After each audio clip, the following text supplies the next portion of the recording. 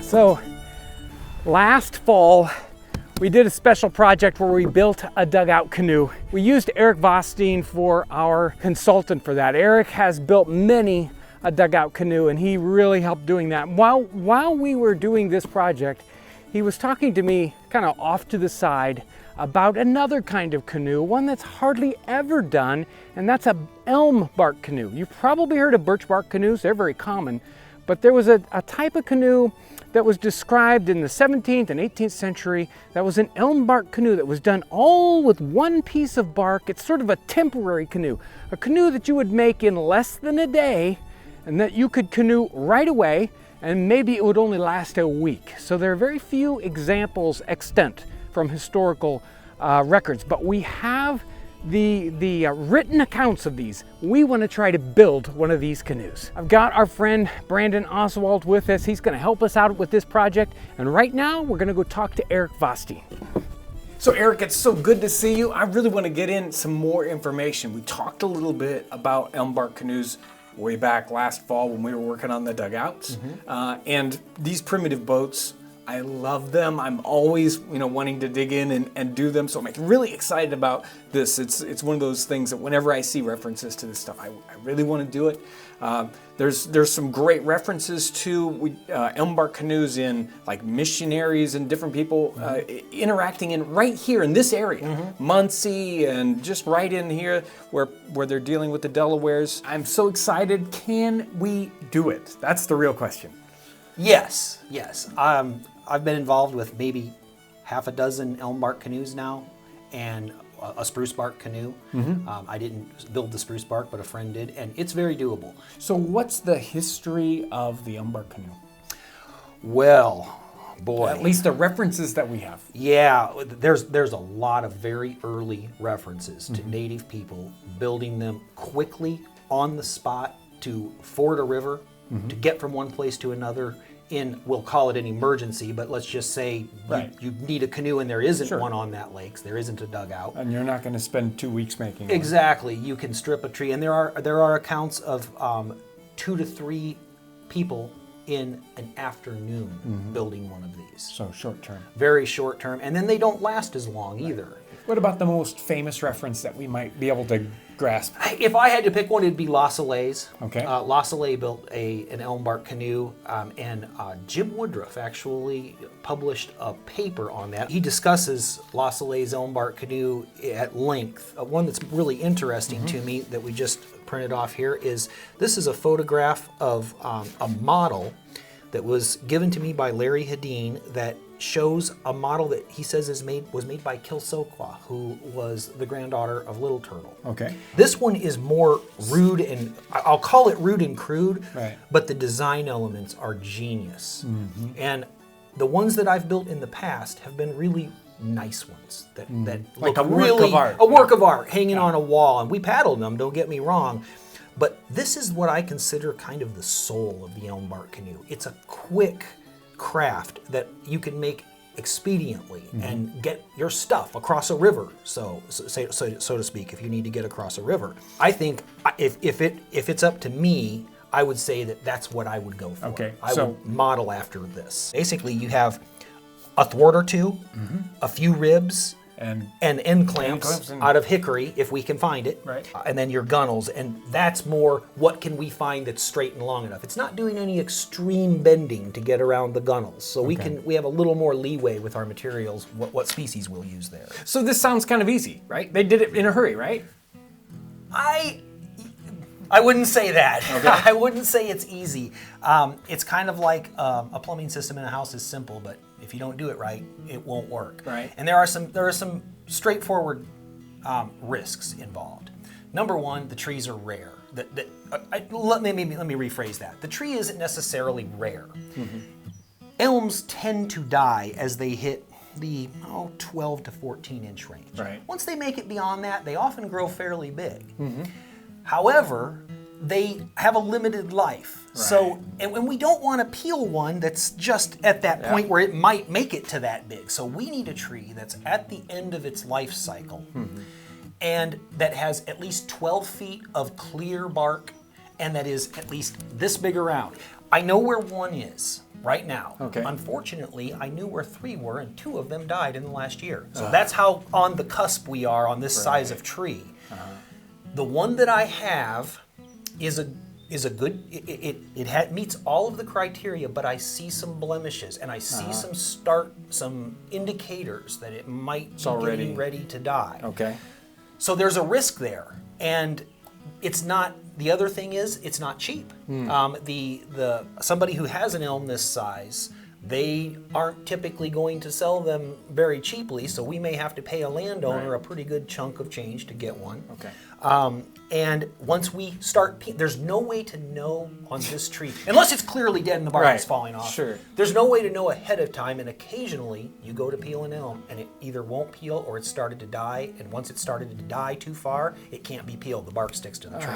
I'm confident that if we get the bark off of the tree, if it doesn't work, it'll be because of an error we made. Okay.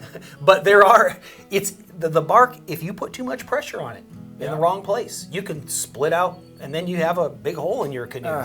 It's not anything like any of the modern materials you might think. There's a limited time frame here. Bark only peels, elm bark only peels from the tree basically during the months of May and June. Okay. And you have more and more risk as you get farther and farther into June. So since we're just coming into the peeling season here, now's when you have to make your decision. And if you want to do it this year, you have about a 30-day window here before the bugs get real bad in the woods and things like that. Okay. So it's up to you. Well, I'm willing to take the risk. Okay. Okay. This is a project worth doing. Let's do it. Okay, well, I can set it up. I can talk to the people we need to talk to and go look at the tree again, double check it, make sure it still looks really good, as good as it can anyway, and I'll set it up. We'll get started. All right.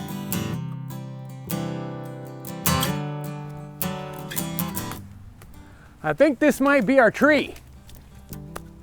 This one. It's got a good straight run up to the kind of fork in the tree, so the only question is whether this tree is alive enough to get this bark to peel off. This tree will probably die in the next couple years. It's starting to get a little bit of growth coming out of it. So it might not peel, but we're gonna try this one out. We gotta go get our tools. We'll get to work on this.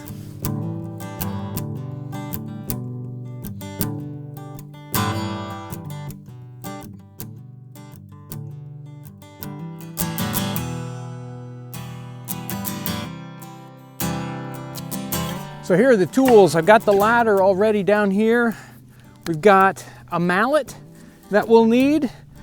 I've got a nice wide bladed axe here. Regular axe is gonna do something nice and sharp.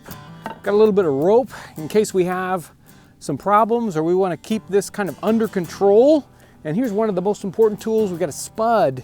And this one's cut out of green wood. It's got a little bit of softness to us, not too sharp. We don't want to damage this bark as we're trying to get it off. So that's going to be one of the most important parts of this, is to be careful with any of these edge tools and be careful how we pry that bark so we don't split it, we don't puncture it in any way possible. So let's get started. We're going to start here at the bottom and right before the tree, or right after the tree stops swelling at the base, we're trying to find that first sort of very cylindrical piece. We're going to cut all the way around a girdle as nice and square as we can, and then we'll do the same thing at the top.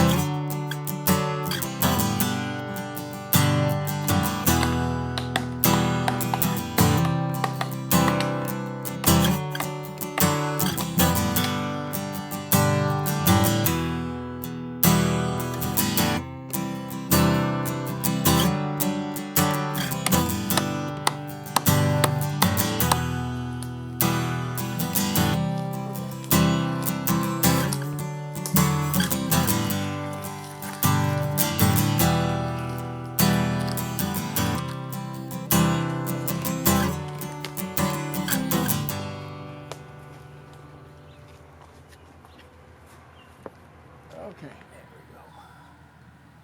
We want to go about right here.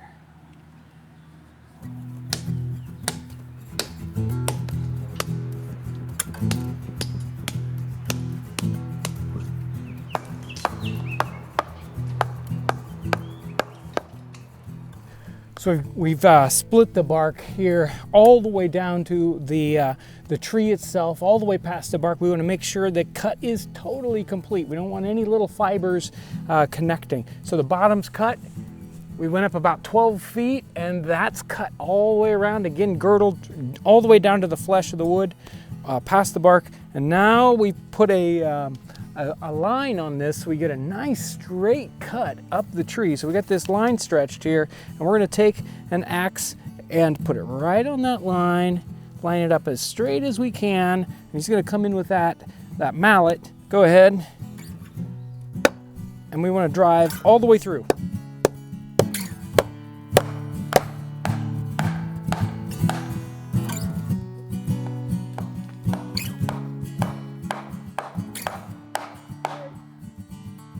So we've got this now cut all the way up. We've made sure that if the angle of the axe moves a little bit, that every single part of this lines up. So we don't want any fibers that cross over from one side of the line to the other, or it will cause us all kinds of trouble. Now comes the fun part. We're gonna see if we can get this bark to peel off the tree. And well, you never know. So we're gonna get started. So we're gonna get in here with a hatchet or a small axe and get the very beginning edge here to open up. This is probably the hardest, well, it's a hard part where we have to get in here and pry loose just this very little first part.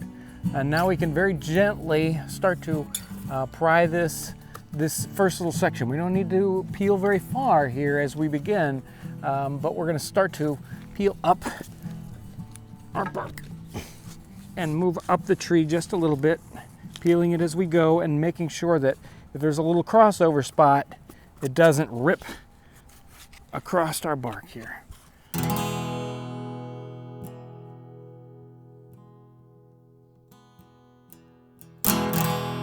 Once we've got started and we've got this first little bit off, at least down here, we can come in with our next tool, which is a spud. This is longer handled. It's gonna make it a lot easier.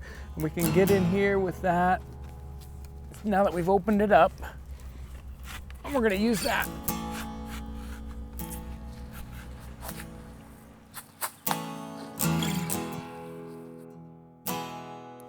Now that we've gotten the first couple inches peeled away all the way up to the top, we're gonna keep going in here just a little bit further and do the next 2 inches all the way up to the top without pushing too hard.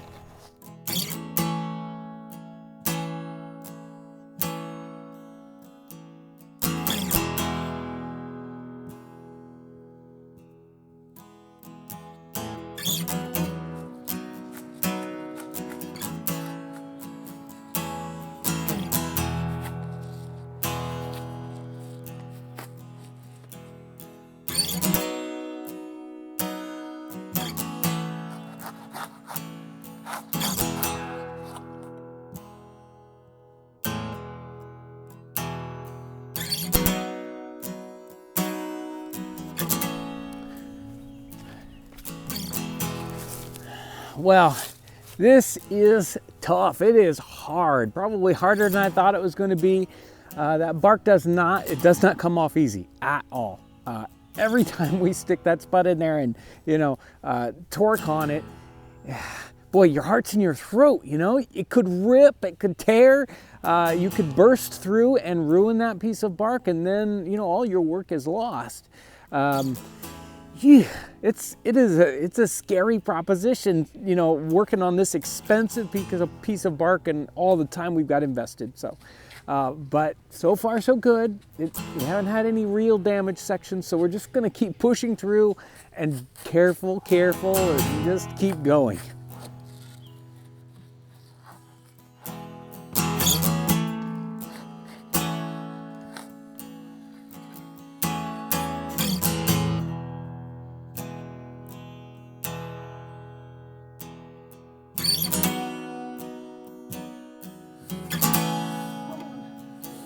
Oh, yeah. Okay. It's off.